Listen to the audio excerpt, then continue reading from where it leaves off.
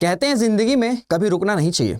अगर आपने कोई गोल अचीव कर लिया है तो इसका मतलब ये नहीं है कि आप उस गोल पर ही रुक गए हैं, आपको बढ़ते रहना है।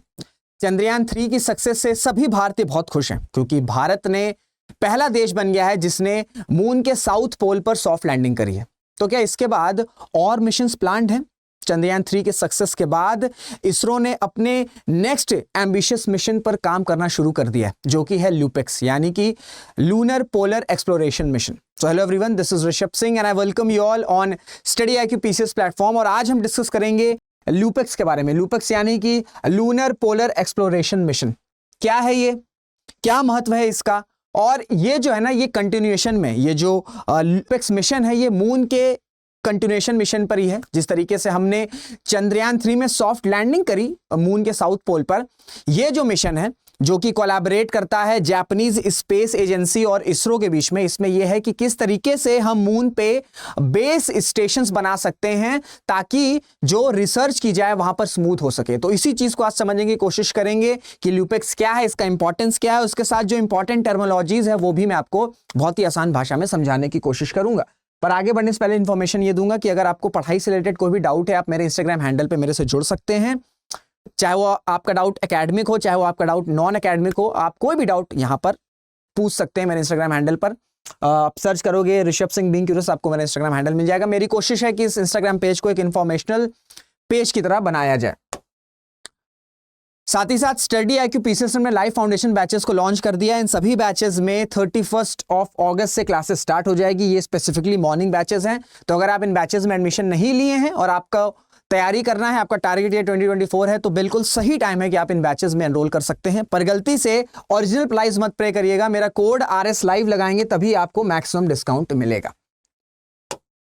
चलिए फिर स्टार्ट करते हैं। और सबसे पहला सवाल यह है कि ये क्या है, लूपेक्स क्या है, यानी कि लूनर पोलर एक्सप्लोरेशन मिशन, ये है क्या? देखिए, ये एक जॉइंट कोलैबोरेशन है। किसके बीच में? ये आपका जापान एरोस्पेस एक्सप्लोरेशन एजेंसी यानी कि JAXA और इसरो के बीच में। ऑब्जेक्टिव क्या है इस मिशन का? ऑब्जेक्टिव यह है कि किस तरीके से मून पर बेस स्टेशंस बनाया जा सके। अब ये बेस स्टेशंस क्यों बनाया जाएगा? ये बेस स्टेशंस इसलिए बनाए जाएंगे ताकि रिसर्च वहां पर, यानी कि मून पर रिसर्च जो है वो स्मूथ हो सके। किस चीज की रिसर्च? किस चीज की रिसर्च? रिसर्च यानी कि कितना ज्यादा पानी है, कितना ज्यादा आइस है, क्या टेम्परेचर वेरिएशन है, किस तरीके से सॉइल में क्या क्या चीजें हैं मून पर, ये सारी चीजें पता चलने के लिए एक बेस स्टेशन बहुत जरूरी है कि मून पे बनाया जा सके। तो इसी वजह से चंद्रयान 3 के बाद ये दूसरा एम्बिशियस मिशन है इसरो का, जिसमें इन्वॉल्वमेंट JAXA की भी है, यानी कि जापान एरोस्पेस स्पेस एजेंसी। और इन दोनों ही स्पेस एजेंसीज का ये ऑब्जेक्टिव है कि कैसे ना कैसे करके एक बेस स्टेशन मून पे बनाया जा सके। अगर इस मिशन की बात करें तो इसमें भी आपको लैंडर मिलेगा और रोवर प्रोवाइड किया जाएगा। दोनों ही स्पेस एजेंसी के द्वारा ये मिलकर बनाए जाएंगे, चाहे लैंडर हो चाहे रोवर हो। साथ ही साथ और जो इंस्ट्रूमेंट्स हैं वो तो JAXA और इसरो बनाएंगे ही, साथ ही साथ यूरोपियन स्पेस एजेंसी और नासा का भी कुछ रोल होगा इंस्ट्रूमेंट्स बनाने में। इंस्ट्रूमेंट्स क्या होते हैं? इंस्ट्रूमेंट्स यानी कि किस तरीके से रोवर बनाया जाएगा। रोवर बनाने के लिए कुछ इंस्ट्रूमेंट्स लगेंगे, लैंडर बनाने के लिए कुछ इंस्ट्रूमेंट्स लगेंगे। तो वो इंस्ट्रूमेंट्स जापान की स्पेस एजेंसी और इसरो, ये लोग तो बनाएंगे। साथ ही साथ कुछ रोल, ऐसा नहीं कि बहुत ज्यादा रोल होगा, हाँ, पर कुछ रोल यूरोपियन स्पेस एजेंसी और आपका नासा का भी होगा। क्योंकि इंस्ट्रूमेंट्स अगर अच्छे से बनेंगे, इंस्ट्रूमेंट्स अगर आपके अच्छे से बनेंगे, जो इंस्ट्रूमेंट्स हैं वो अगर आपके प्रॉपरली डिजाइन होंगे, तभी जो टूल्स हैं, टूल्स यानी कि आपके रोवर हो गए और आपके लैंडर हो गए, तभी ये प्रॉपरली फंक्शन करेंगे। और जब ये प्रॉपरली फंक्शन करेंगे तभी जो ऑब्जेक्टिव है इस गोल का, इस मिशन का ऑब्जेक्टिव ये है कि एक बेस स्टेशन प्रोवाइड किया जाए, एक बेस स्टेशन बनाया जाए, ये आपका कंप्लीट होगा। ठीक है, तो अगर हम बात करें क्या है ये लूपेक्स क्या है, इसमें आपका रोवर और लैंडर है। ठीक है, ये रोवर और लैंडर दोनों मिलके बनाएंगे। ठीक है, जापान की एरोस्पेस, जापान की आपकी स्पेस एजेंसी हो गई और इसरो हो गई। साथ ही साथ इन दोनों में जो इंस्ट्रूमेंट्स लगेंगे, ठीक है, इन रोवर को लैंडर को बनाने में जो इंस्ट्रूमेंट्स लगेंगे वो आपके जापान की स्पेस एजेंसी और इसरो तो बनाएंगे। साथ ही साथ कुछ आपके इन्वॉल्वमेंट या कुछ रोल आपका यूरोपियन स्पेस एजेंसी और नासा का भी होगा। अब सवाल ये बनता है कि कौन कौन से इंस्ट्रूमेंट्स हैं और किसके द्वारा बनाए जा रहे हैं। तो जो प्रपोज इंस्ट्रूमेंट है इसमें दो इंपॉर्टेंट इंस्ट्रूमेंट्स है और ये कहां पे बनेंगे, ये बनेंगे आपके, ये प्रीलिम्स में पूछे जा सकते हैं, पीटी में सवाल आ सकता है, ये बनेंगे आपके Ahmedabad based physical research laboratory में। ठीक है, फिजिकल रिसर्च लैबोरेटरी जो कि कहां पर है आपका, अहमदाबाद में है। ये आपके प्रपोज्ड इंस्ट्रूमेंट्स बनाएंगे और इस इंस्ट्रूमेंट्स का फोकस क्या होगा, इस इंस्ट्रूमेंट्स का फोकस होगा कि किस तरीके से मून के सरफेस और मून के सब सरफेस को पढ़ा जा सके। मून के सरफेस एंड सब सरफेस को पढ़ा जा सके। अभी तो सिर्फ लैंडिंग हुई है, चंद्रयान 3 से क्या हुआ, चंद्रयान 3 से अभी लैंडर की सॉफ्ट लैंडिंग हुई है। उस लैंडिंग का ऑब्जेक्टिव क्या था, उस लैंडिंग का ऑब्जेक्टिव था कि जो मून का सरफेस है उसको पढ़ा जा सके। क्यों पढ़ना है, क्योंकि वहां पे रिपोर्टेडली पानी है, वहां पे रिपोर्टेडली आइस है, पर ये कितने अवेलेबिलिटी में है, ठीक है, कितनी मात्रा में है, कहां पर है, लोकेशन भी पता होनी चाहिए, क्योंकि मून का सरफेस ऐसा तो है नहीं कि कोई रूम के बराबर है, बहुत बड़ा सरफेस है। ठीक है, तो उसके लिए एक डिटेल स्टडी करनी होगी। अब डिटेल स्टडी के लिए अगर वहां पे प्रॉपर बेस स्टेशन नहीं होगा मून के सरफेस पे, तो वो स्टडी प्रॉपरली हो नहीं सकती है। तो इस बेस स्टेशन को बनाने के लिए कुछ इंस्ट्रूमेंट्स लगेंगे। अब वो इंस्ट्रूमेंट जो है वो आपके जापान की स्पेस एजेंसी और इसरो दोनों मिलकर बनाएंगे, साथ ही साथ कुछ इन्वॉल्वमेंट आपका यूरोपियन स्पेस एजेंसी और नासा का भी होगा। अब इन इंस्ट्रूमेंट्स में कौन कौन से इंस्ट्रूमेंट्स हैं और इन इंस्ट्रूमेंट्स का टारगेट क्या है, इन इंस्ट्रूमेंट्स का ऑब्जेक्टिव यह है कि किस तरीके से मून के सरफेस को और सब सरफेस को पढ़ा जा सके। और ये कहां पे बनेंगे, बनेंगे आपके Ahmedabad based physical research laboratory. यहां तक हमने पढ़ा है। अब इंस्ट्रूमेंट्स कौन कौन से हैं, पहला इंस्ट्रूमेंट है आपका permittivity and thermophysical investigation for moons aquatic scout. क्या है, मून्स एक्वेटिक स्काउट, जिसे प्रतिमा भी बोला जाता है। ठीक है, जिसे शॉर्ट फॉर्म में प्रतिमा बोला जाता है। ये टर्म्स आप ध्यान रखिएगा, ये आपसे पीटी में पूछे जा सकते हैं। प्रपोज इंस्ट्रूमेंट्स का ऑब्जेक्टिव क्या है वो बता दिया, प्रपोज इंस्ट्रूमेंट्स कौन बनाएगा ये बता दिया, कौन कौन सी एजेंसी होगी। अब वो कौन कौन से इंस्ट्रूमेंट्स हैं, पहला है आपका permittivity and thermophysical investigation for moons aquatic scout, जिसका शॉर्ट फॉर्म है या जिसका एब्रिविएशन है प्रतिमा। अब ये क्या करेगा, ये करेगा एक इन सिटू डिटेक्शन। अब इन सिटू डिटेक्शन क्या होता है, देखिए इन सिटू डिटेक्शन यानी कि मून के सरफेस पे हमें कुछ चीजें मिली, ठीक है, हमें कुछ पार्टिकल्स मिले, हमें स्टडी करना है। अब अगर हम मून पे जो हमें पार्टिकल्स मिले हैं, अगर हम वहीं पे उसकी टेस्टिंग कर रहे हैं या हम वहीं पे उसका डिटेक्शन कर रहे हैं, तो वो हो गया इन सिटू। अगर हम मून पे हमें जो पार्टिकल्स मिलते हैं उनको हम वापस कहीं और ले जाके टेस्ट कर रहे हैं, तो वो हो गया एक्स सिटू डिटेक्शन। ठीक है, इन सिटू क्या होता है और एक्स सिटू क्या होता है, इसको ध्यान रखिएगा। तो अगर हम इन सिटू डिटेक्शन की बात करें, यानी कि मून पे ही कुछ पार्टिकल्स मिले, ठीक है, मून पे ही जो भी पार्टिकल्स या जो भी आपके रिसर्च के बाद जो पार्टिकल्स या जो रिजल्ट मिले हैं, अब भाई इसकी टेस्टिंग भी तो करनी होगी ना। अगर इसकी टेस्टिंग या डिटेक्शन मून पर ही हो रही है, तो it is called in Situ detection. और अगर ये जो मून पर रिसर्च या जो पार्टिकल मिले हैं हमें, ठीक है, रिसर्च के बाद हमें या एक्सप्लोरेशन के बाद हमें कुछ पार्टिकल्स या हमें कुछ रिजल्ट्स मिले हैं, तो अगर हम उनको वेरीफाई करने के लिए कहीं और उसकी टेस्टिंग कराएंगे, तो वो क्या होगा, वो होगा आपका एक्स सिटू, ये होगा आपका एक्स सिटू डिटेक्शन। ये इंपॉर्टेंट पॉइंट है, इसको ध्यान रखिएगा। ये सब आपके पीटी में एज इट इज पूछा जा सकता है, चाहे यूपीएससी की प्रिपरेशन कर रहे हो, चाहे स्टेट पीएससी की प्रिपरेशन कर रहे हो। साइंस बेस्ड क्वेश्चंस इसी तरीके से आते हैं। एक साइंस का क्वेश्चन आता है जो स्टैटिक रहता है, ठीक है, जो आपका बायो हो गया, केमिस्ट्री हो गया, फिजिक्स हो गया, उसके भी पोर्शन से सवाल आते हैं। पर जैसे जैसे साइंस एंड टेक्नोलॉजी में इनिशिएटिव्स बढ़ रहे हैं, अचीवमेंट्स बढ़ रहे हैं, रिजल्ट्स बढ़ रहे हैं, क्वेश्चन का जो पैटर्न है धीरे धीरे अब ये डायनेमिक की तरफ जाएगा। तो इन सब टर्म्स को ध्यान रखिएगा। प्रतिमा क्या है, इन सिटू डिटेक्शन क्या है। अब ये इन सिटू डिटेक्शन क्या करेगा, इन सिटू डिटेक्शन यानी कि इन सिटू डिटेक्शन से क्या पता चलेगा, ये पता चलेगा कि कितनी मात्रा में जो पानी है और जो बर्फ है वो प्रेजेंट है मून के सरफेस पर। और ये कैसे पता चलेगा, ये पता चलेगा जब मून के सरफेस और सब सरफेस पे जो सॉइल है, जो मिट्टी है, उसको मिक्स किया जाएगा। जो पानी और बर्फ मून पर है उनको मिक्स करेंगे मिट्टी के साथ, फिर उनका वहां पे डिटेक्शन होगा, इन सिटू के थ्रू टेस्टिंग होगी, फिर एग्जैक्ट पता चलेगा कि कितनी अवेलेबिलिटी है पानी की और बर्फ की मून के सरफेस पर। और ये इंस्ट्रूमेंट कौन बताएगा, ये इंस्ट्रूमेंट करेगा प्रतिमा। ठीक है, एक तो आपसे पूछा जा सकता है Pratima instrument is related to which mission, ये हो गया आपका जो ये हो गया आपका लूपेक्स, ठीक है। इसके बाद प्रतिमा का फुल फॉर्म ही पूछा जा सकता है, वो है आपका permittivity and thermophysical investigation for moons aquatic scout.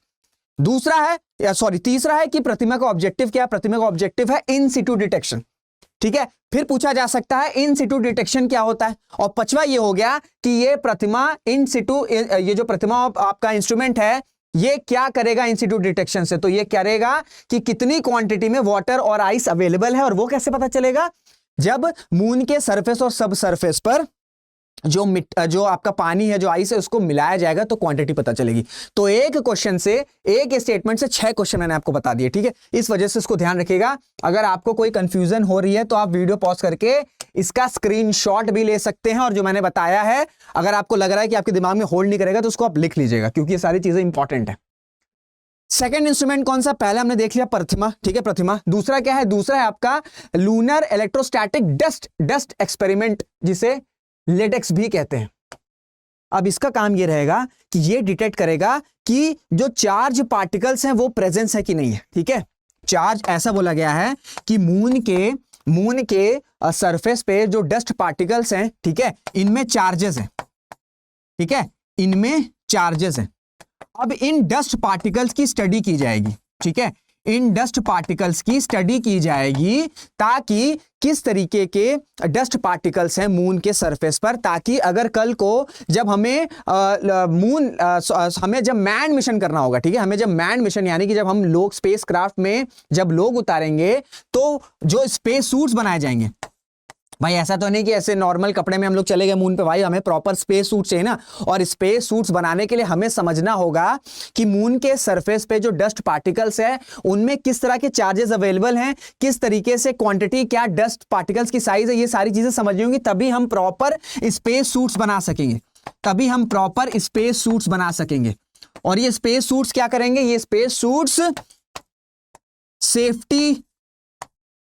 Safety आपकी सुरक्षित करेंगे, किनकी? जो एस्ट्रोनॉट्स मून के सरफेस पे लैंड करेंगे। क्योंकि आपको पता है कि आने वाले समय में एस्ट्रोनॉट्स को मून के सरफेस पे उतारा जाएगा, तो उनको उतारने के लिए जो सेफ्टी रहेगी वो क्या रहेगी? वो स्पेस सूट्स रहेगी। और प्रॉपर स्पेस सूट्स कैसे बनेंगे? प्रॉपर स्पेस सूट्स तभी बनेंगे जब मून के सरफेस की हमें डस्ट पार्टिकल में क्या क्या चार्जेस हैं, ठीक है, क्या क्या डस्ट साइज है, ठीक है, जो डस्ट के पार्टिकल की साइजेस है वो कैसे, किस तरह से अवेलेबिलिटी है, सारी चीजें जब हमें पता चलेंगी तभी तो हम स्पेस सूट्स बना पाएंगे। और जब ये स्पेस सूट्स प्रॉपर बनेंगे तभी तो जो एस्ट्रोनॉट्स मून पर लैंड करेंगे, इनकी सेफ्टी हम सुरक्षित कर पाएंगे। तो ये आपका दूसरे इंस्ट्रूमेंट का ऑब्जेक्टिव है। और साथ ही साथ मैंने आपको बताया कि मून के बेस स्टेशन बनाना है लूपेक्स में, साथ ही साथ ये भी करना है कि किस तरीके से हम ओवरनाइट सर्वाइवल कर सकते हैं, ठीक है, ओवरनाइट सर्वाइवल किस तरीके से मून के सरफेस पे हो सकता है। ओवरनाइट सर्वाइवल हम किस तरीके से मून के सरफेस पे कर सकते हैं, ये भी इस लूपेक्स का एक ऑब्जेक्टिव है, ये भी एक लूपेक्स का ऑब्जेक्टिव है। तो हमने क्या क्या पढ़ा? जल्दी से मैं आपको रिवाइज करा देता हूं, ठीक है। क्या क्या पढ़ा हमने? सबसे पहले हमने लूपेक्स मिशन को देखा, इसका आपका फुल फॉर्म भी पूछा जा सकता है, लूनर पोलर एक्सप्लोरेशन मिशन, ठीक है, इसको ध्यान रखिएगा। इसका ऑब्जेक्टिव क्या है? मून पे बेस बनाना। क्यों बनाना? ताकि मून के सरफेस और सब सरफेस को पढ़ा जा सके। क्यों पढ़ा जा सके? क्योंकि हमें जानना है कि वाटर और आइस की क्या अवेलेबिलिटी है और कहां पर है, लोकेशन क्या है, ठीक है। दूसरा ऑब्जेक्टिव क्या है? दूसरा ऑब्जेक्टिव है कि मून पर ओवरनाइट सर्वाइवल अचीव किया जाए, मून के सरफेस पर ओवरनाइट सर्वाइवल हम अचीव करें। अब इस बेस स्टेशन को बनाने के लिए कुछ इंस्ट्रूमेंट्स लगेंगे, ठीक है, इस बेस स्टेशन को बनाने के लिए कुछ इंस्ट्रूमेंट्स लगेंगे। वो इंस्ट्रूमेंट्स आपके जापान की स्पेस एजेंसी इसरो साथ में मिलकर बना रहे हैं, साथ ही साथ कुछ इन्वॉल्वमेंट यूरोपियन स्पेस एजेंसी और नासा का भी है। अब इन इंस्ट्रूमेंट्स में कौन से दो इंस्ट्रूमेंट्स हैं? एक आपका प्रतिमा है, ठीक है। प्रतिमा क्या करेगा? प्रतिमा का ऑब्जेक्टिव यह है कि इन सिटू डिटेक्शन किया जाएगा। इन सिटू डिटेक्शन किसका किया जाएगा? कि इससे क्या पता चलेगा? इससे पता चलेगा कि मून के सरफेस पर कितने क्वांटिटी में पानी और बर्फ अवेलेबल है। और ये कैसे होगा? जब मून के सरफेस पे जो मिट्टी है उसको मिक्स किया जाएगा और पानी और बर्फ से, तब हमें क्वांटिटी पता चलेगी। दूसरा है आपका लूनर इलेक्ट्रोस्टैटिक डस्ट एक्सपेरिमेंट। ये क्या करेगा? ये करेगा कि जो डस्ट पार्टिकल प्रेजेंस है, जो डस्ट पार्टिकल्स प्रेजेंस हैं, जो प्रेजेंट हैं, इन पे चार्जेस किस तरह के हैं, ठीक है, इन पे चार्जेस किस तरह के हैं, डस्ट पार्टिकल्स की साइज क्या है, ठीक है, किस क्वांटिटी में है, ये सारी चीजें पता करेगा आपका लेडेक्स। और ऑब्जेक्टिव क्या है इन सारी चीजों का? ताकि प्रॉपर स्पेस सूट्स बनाए जा सके, प्रॉपर स्पेस सूट्स बनाए जा सके। ये स्पेस सूट्स क्यों बनाएंगे? ताकि जो कल को एस्ट्रोनॉट्स लैंड करेंगे मून पर, उनकी सेफ्टी को सुनिश्चित किया जा सके। तो ये आपका पूरा होल में लूपेक्स मैंने आपको समझा दिया। इससे बाहर आपके ना प्रिलिम्स में कुछ सवाल पूछेगा ना मेंस में सवाल पूछेगा, क्योंकि मेंस की एनालिसिस में आपको मैंने जो इसकी टेक्निकलिटी वाली चीजें ये भी बता दी हैं, प्रिलिम्स में जो इंपॉर्टेंट पॉइंट्स है वो भी बता दिए हैं। उम्मीद है आपको सारी चीजें समझ में आएंगी। अगर कोई डाउट रहता है तो आप या तो मेरे इंस्टाग्राम हैंडल पे पूछ सकते हैं, या तो अपने डाउट्स कमेंट्स में भी छोड़ सकते हैं। सेशन को से पहले फिर से इंफॉर्मेशन दूंगा कि लाइफ फाउंडेशन बैचेस जो लॉन्च कर दिए गए हैं, 31 अगस्त से क्लासेस स्टार्ट हो जाएंगी। अगर आपने इन बैचेस में एनरोल नहीं किया तो आप कर सकते हैं, क्योंकि समय जो है खत्म हो रहा है, ठीक है, सितंबर का महीना स्टार्ट होने वाला है और ये बिल्कुल क्रिटिकल टाइम है। अगर आपको अपनी प्रिपरेशन राइट ट्रैक पे लानी है तो बिल्कुल सही टाइम है। गलती से ओरिजिनल प्राइस मत पे करिएगा, मेरा कोड लगाएंगे तभी आपको मैक्सिमम डिस्काउंट मिलेगा। उम्मीद है आपको लूपेक्स के बारे में सारी चीजें समझ में आ गई होंगी। कोई भी डाउट रहेगा आप इंस्टाग्राम पे या कॉमेंट्स में अपने डाउट्स को पिन डाउन कर सकते हैं। मुलाकात करेंगे आपसे अगले वीडियो में। तब तक अपना ध्यान रखिएगा, मेहनत करते रहिएगा, खुश रहिएगा। जय हिंद, जय भारत।